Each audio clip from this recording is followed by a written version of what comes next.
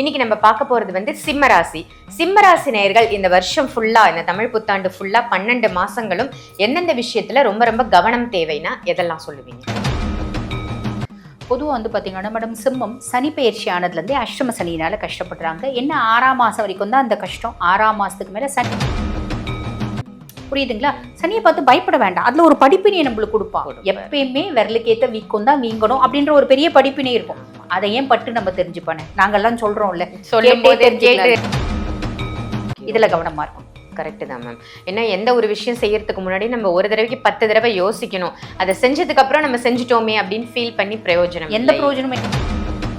வணக்கம் மேம். வணக்கம். ரொம்ப சூப்பரா ஒவ்வொரு ராசிக்கும் எந்தெந்த விஷயத்துல எச்சரிக்கையா இருக்கணும், ஒரு உறவு வருதுன்னா அந்த உறவு நமக்கு சாதகம் தருதா இல்ல பாதகம் தருதான்னு நிறைய நல்ல விஷயங்கள் நம்ம பேசிட்டு இருக்கோம் மேம். நிறைய விஷயங்கள் நீங்க சொல்லிட்டும் இருக்கீங்க. இன்னைக்கு நம்ம பார்க்க போறது சிம்மராசி. சிம்மராசி நேயர்கள் இந்த வருஷம் ஃபுல்லா, இந்த தமிழ் புத்தாண்டு ஃபுல்லா 12 மாசங்களும் எந்தெந்த விஷயத்துல ரொம்ப ரொம்ப கவனம் தேவைன்னா எதெல்லாம் சொல்லுவீங்க? பொதுவாக பார்த்தீங்கன்னா மேடம், சிம்மம் சனி பயிற்சி ஆனதுலேருந்தே அஷ்டம சனியினால கஷ்டப்படுறாங்க. என்ன 6ஆம் மாதம் வரைக்கும் தான் அந்த கஷ்டம். 6ஆம் மாதத்துக்கு மேலே சனி பகவான் ஆல்மோஸ்ட் நல்லிஃபை ஆகிட போகிறார். நம்ம அது இன்ட்ரோலே சொன்னோம், ஆல்மோஸ்ட் நல்லிஃபை ஆகிட போகிறாரு. அப்போ சனி பகவானால கெடுபலன்கள் அப்படின்றது கிடையாது. இருந்தாலும் 8ல் சனி, 8ல் சனி குரு பார்வையினால தான் கெடுபலன்கள் கிடையாது அப்படின்னு சொன்னோம்.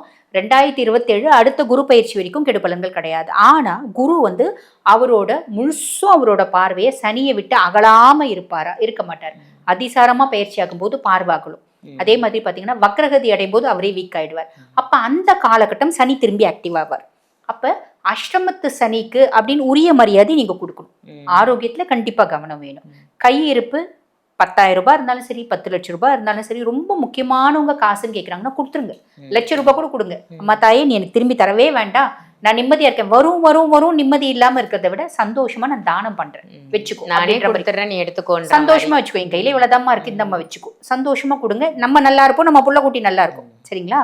அதே மாதிரி பாத்தீங்கன்னா வேலை செய்யற இடத்துல அந்த காலகட்டங்களில் ப்ரெஷர் அதிகமாகும். யாராவது நம்மள ட்ராப் பண்ணும் அப்படின்னு பார்ப்பாங்க. சம்பந்தமே இல்லாம நம்ம ட்ராப் ஆகும். அப்படின்னா என்ன அர்த்தம்? ரொம்ப சிம்பிள். இதை ஓவர்டேக் பண்ணணும் அப்படின்னா வேலை செய்யற இடத்துல நம்ம உண்டு, நம்ம வேலை உண்டு.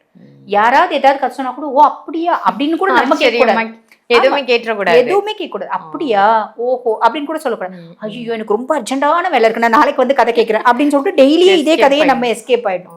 அப்படியா, ஓஹோ, ஆமாவா, அப்படியா சொன்னாங்க அப்படின்னு கேட்டா கூட அவங்க உன்னை பத்தி சொன்னாங்கன்னு.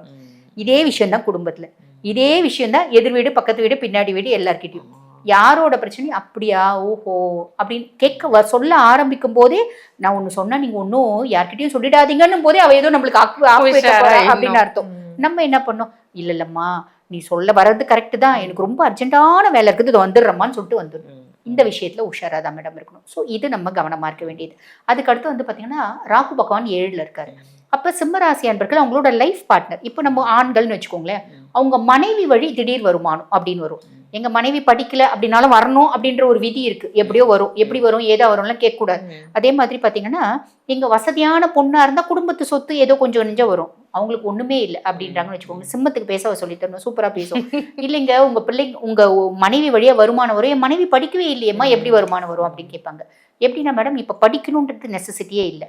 பக்கத்துல ஏதாவது கம்பெனிஸ் வந்திருக்கு அப்படின்னா அதுக்கு ஆள் எடுக்கிறாங்கன்னா அது படிப்பு பெருசா பாக்குறதுல, மேன் பவர் தான் பாக்குறாங்க. உனக்கு இந்த வேலையை செய்ய முடியுமா, அந்த வேலையை செய்ய முடியும் அப்படின்னா அவங்க எடுக்கிறாங்க. ஆக மொத்தம் மனைவி ரீதியா ஏதோ ஒரு வருமானம் அப்படின்றது வரணும்னு இருக்கு. இது ஒரு பெரிய பிளஸ்.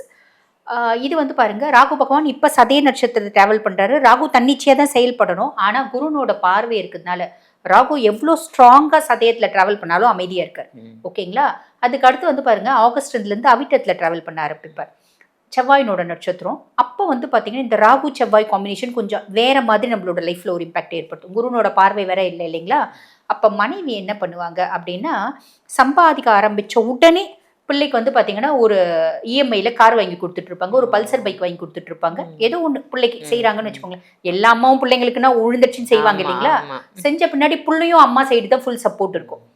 அப்பா எப்படி சொல்லுவாங்க அப்படின்னா, இவ்வளோ நாளா நீ வேலைக்கு போற, இவ்வளோ நாள் நீ சம்பாதிக்கிற, என்னத்தை கழிச்ச, நான் பாரு வேலைக்கு போய் சில மாசத்துலேயே பிள்ளைக்கு பல்சர் வாங்கி கொடுத்தியா அப்படின்ற மாதிரி பேசுவாங்க.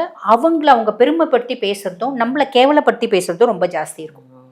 இதுக்கு என்ன பண்ண முடியும்? ஒன்றும் பண்ண முடியாது. இதுவும் கடந்து போகும். குடும்பம் வேணும் அப்படின்னா அமைதியா இருக்கணும். நானே எப்ப கழட்டி விடலான்னு பாக்குறேன்னா நம்மளும் சண்டை போடலாம். அது நம்மளோட மனசை பொறுப்பு இல்லைங்களா? அவங்க உங்க வாழ்க்கையை எப்படி கொண்டு போறாங்க அப்படின்றத பொறுத்து. இதே மாதிரிதான் நம்ம பார்ட்னர்ஷிப் கன்சர்ன் வச்சு நடத்துறனாலும் நம்ம பார்ட்னர் இப்படிதான் பிஹேவ் பண்ணுவாரு. நீ எதுக்குமே லாக்கி இல்லை, நான் தெரியாம உங்ககிட்ட பார்ட்னரா வந்து சேர்ந்துட்டேன், இன்வெஸ்ட் பண்ணிட்டேன் அப்படின்னு நம்மள ரொம்ப தரக்குறைவா ட்ரீட் பண்ணுவாங்க. சிம்மத்துக்கு என்ன ஒரு ப்ராப்ளம்னா, ஒரு வார்த்தை தரக்குறைவா பேசினா கூட இவங்க தூக்கி போட்டு வந்துட்டே இருப்பாங்க. இந்த காலகட்டம் தூக்கி போட்டு வரதுக்கான காலகட்டம் இல்லை.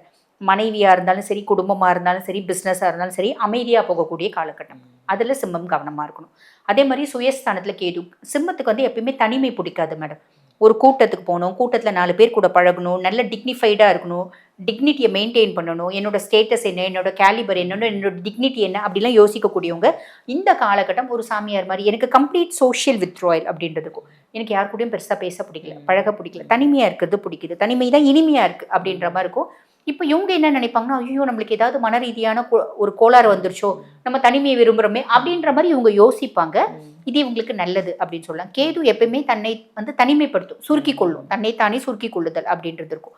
ஸோ இது ஒரு ப்ளஸ். வருத்தப்படணும் அப்படின்ற அவசியம் இல்லை, நம்ம சைக்காட்ரிக் டாக்டர்லாம் பார்க்கணுன்ற அவசியம் இல்லை. ஆமாம். அதே மாதிரி பார்த்தீங்கன்னா 6ஆம் மாதத்துக்கு மேலே குரு பகவான் 12ஆம் பாவத்தில் வருவார். 12ஆம் பாவம் அப்படின்றது அயன சயன போஜன மோட்ச விரயஸ்தானம் தான். நல்லா சாப்பிடுவாங்க, நல்லா தூங்குவாங்க, ஒரு சுப செலவு அப்படின்றது கண்டிப்பாக செய்வாங்க. அந்த சுப செலவு அப்படின்றது செய்யும் போது வந்து பார்த்தீங்கன்னா மேடம் ரொம்ப சிம்பிள். பிள்ளைங்களுக்கு கல்யாணம் பண்ணுறாங்க அப்படின்னு வச்சுக்கோங்களேன், இவங்க வந்து இந்த ப்ரெஸ்டீஜ் ரொம்ப எதிர்பார்ப்பாங்க.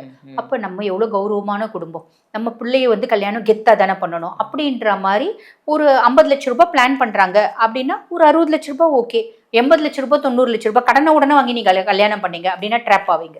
ஏன்னா சனி அஷ்டமத்து சனியாவே தான் இருக்காரு. குருனோட பார்வை அகலும் போது சாலிடா சனி போட்டு தள்ளுவாங்க. புரியுதுங்களா? சனியை பார்த்து பயப்பட வேண்டாம். அதுல ஒரு படிப்பினையை நம்மளுக்கு கொடுப்பான். எப்பயுமே விரலுக்கு ஏத்த வீக்கம் தான் வீங்கணும் அப்படின்ற ஒரு பெரிய படிப்பினை இருக்கும். அதை ஏன் பட்டு நம்ம தெரிஞ்சுப்பானே, நாங்கெல்லாம் சொல்றோம்ல, கேட்டே தெரிஞ்சுக்கலாம்ல. ஸோ இந்த மாதிரி சின்ன சின்ன விஷயங்கள்ல நம்ம கொஞ்சம் காஷியஸாக இருக்கும் அப்படின்னா போதுமானது மேடம். எச்சரிக்கையாக இருக்க வேண்டிய விஷயங்கள் அப்படின்றது இதுதான். Okay ma'am. இப்போ இவங்க ராசிக்கு புதுசாக ஒரு உறவு இவங்களை தேடி வருது அப்படின்னா என்ன உறவாக இருக்கும்? இளம் வயசு பிள்ளைங்களுக்கு லவ் வரும் மேடம். 7ல் ராகு, லவ் இல்லாமல் இருக்காது, ரிலேஷன்ஷிப் வரும். புரியுதுங்களா? இது லவ்ன்றதுல ஒரு இன்டிமசி, ஒரு உடல் சார்ந்த ஒரு இணக்கம் அப்படின்னு சொல்லலாம். லவ், ரிலேஷன்ஷிப், க்ரஷ், அதுக்கு என்ன பேர்னாலும் நம்ம வச்சுக்கலாம். பிள்ளைங்க டேட்டிங் போதுங்க அந்த மாதிரிலாம் சம்மந்தமே இல்லாமல் ஒரு பர்சனாக இருக்கும். உங்களுக்கு எந்த விதத்துலையும் லாக்கி இருக்காது. அது தப்பான பர்சனாக தான் இருக்கும். அப்போ அந்த தப்பான பர்சனை நீங்கள் முழுசும் நம்பி அப்பாவை பகச்சிக்கிறது, அம்மாவை பகச்சிக்கிறது, குடும்பத்தை பகச்சிக்கிறது செய்யாதீங்க. அந்த உங்களுக்கு வந்து நல்ல ஒரு லவ், எல்லாரும் சொல்றாங்க அந்த பொண்ணு சரியில்லை, அந்த பையன் சரியில்லை, நீங்க முழுசும் நம்புறீங்களா? ஓகே, கல்யாணம் வரைக்கும் போயிடாதீங்க, அமைதியாவே இருங்க. உங்களுக்கு வயசாச்சுன்னா கூட பரவாயில்ல, இன்னும் 1 வருஷத்துல இன்னும் 10 வயசு ஒன்றும் ஆயிட போறதுல கொஞ்சம் நிதானமா இருந்து உங்களோட பார்ட்னர் புதுசா லைஃப்ல வந்திருக்காங்க பாத்தீங்களா, நல்லா அனலைஸ் பண்ணுங்க. நல்லவங்க அப்படின்னு 100% தெரிஞ்சிச்சுன்னா திருமணம்ன்ற உறவுக்குள்ள போங்க, இல்லைன்னா போகாதீங்க. இதுல கவனமா இருக்கணும். கரெக்டு தான் மேம். ஏன்னா எந்த ஒரு விஷயம் செய்யறதுக்கு முன்னாடி நம்ம ஒரு தடவைக்கு 10 தடவை யோசிக்கணும். அதை செஞ்சதுக்கு அப்புறம் நம்ம செஞ்சுட்டோமே அப்படின்னு ஃபீல் பண்ணி பிரயோஜனம், எந்த பிரயோஜனமே இல்லையே மேடம். முடிஞ்சு போச்சு, விலகி வரவும் முடியாது, வாழவும் முடியாது. உண்மைதான். அதனால இந்த வைக்க பொருளை படுத்த நாய் மாதிரி ஆயிடும் நம்ம வாழ்க்கை. நம்மளால வைக்காவையும் சாப்பிட முடியாது, நம்ம மாட்டையும் சாப்பிட விட மாட்டோம். நாய் என்ன பண்ணும், யூரின் போய் வச்சுட்டு போயிடும், அந்த கதையாயிடும். நம்ம அனலைஸ் பண்ணி செய்யறது நல்லது.